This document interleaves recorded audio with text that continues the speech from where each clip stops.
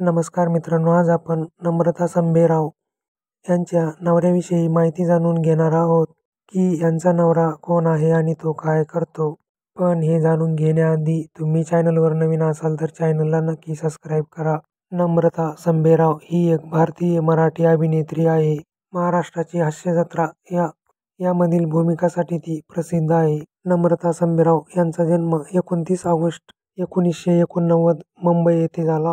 नम्रताने आजवर अनेक मराठी सिरियल आणि नाटकांमध्ये काम केलं आहे. नम्रताच्या वैयक्तिक आयुष्याबद्दल जाणून घेण्यासाठी सगळेच उत्सुक असतात. तर मित्रांनो, नम्रताच्या नवऱ्याला आपण पाहिलं का? तर तिच्या नवऱ्याचे नाव आहे योगेश संभेराव.